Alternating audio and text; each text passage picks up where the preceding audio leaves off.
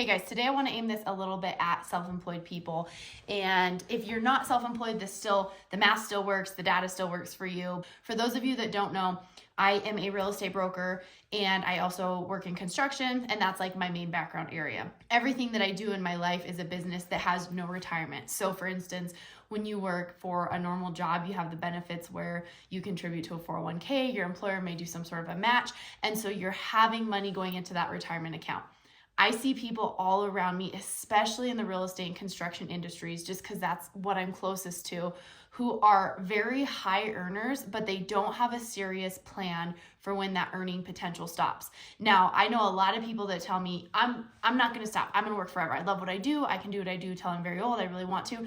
But what if there comes a point where you don't want to, or worse yet, where you can't, and you don't have a plan because you haven't been setting money aside in retirement?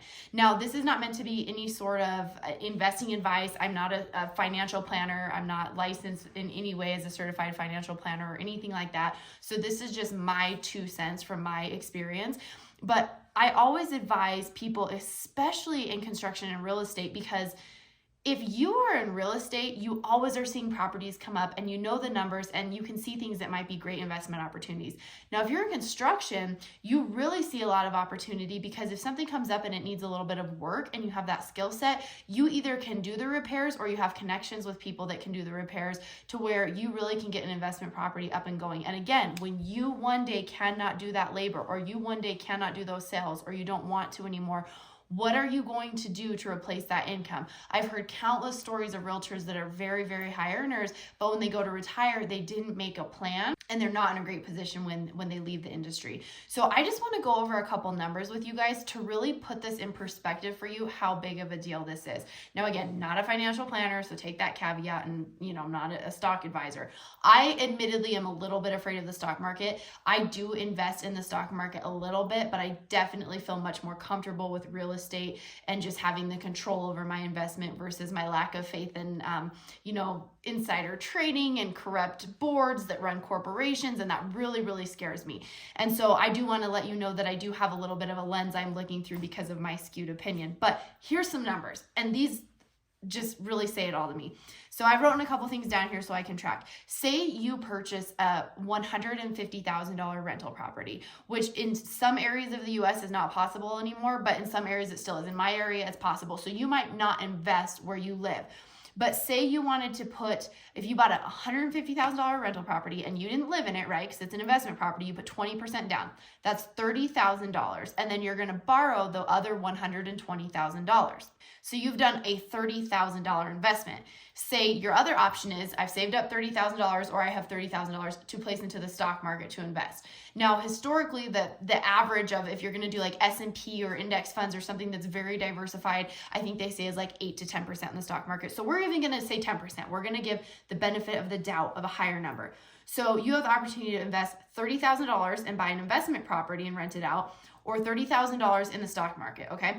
If you put $30,000 in the stock market and you're getting a 10% return, again, that's generous because that's over a long period of time, but say you get a consistent 10% return, you're gonna make $3,000 a year. Now, that's not gonna change anybody's life. That's not gonna retire anybody. That's not gonna make anybody rich. And even if you continue to reinvest that $3,000 you make, and then next year you have $33,000, you need to keep in mind the stock market does this. So some years you might make a 10% return, and some years you might not make any return. There might be a loss. Now, if you invest that same $30,000, and I'm going to give a scenario of a property that I know exists. If you invest the same $30,000 in a rental property that you can rent out for $1,200 a month. You have put $30,000 in, you're getting $1,200 a month. $1,200 a month times 12 months is $14,400 a year. Now, granted, you have a mortgage, so part of that's going to be paying your mortgage and part of that's going to go into your pocket. However, you're not paying the mortgage, your renter is. So even if every month you keep a couple of those dollars, like say, let me think of one that I have. Okay, say you have one similar like that, and maybe you're pocketing like $400 a month. So $4,800 a year, which is still more than the $3,000 a year in the stock market, but they're also paying off your mortgage. So even though you're not getting the other amount in your pocket, it's paying down your mortgage. In 30 years, or maybe 28 years, 25, maybe you pay extra, or maybe you do a 20-year mortgage, whatever you decide. in 30 years, when it's time for you to retire, that home is paid off. So you have two options. One, inflation. That house is now worth more. The rents are higher than where you started at $1,200 a month. You have the opportunity to either sell that property and keep that cash and then put it in something safe like bonds, or just keep it for your living expenses at the time that you retire.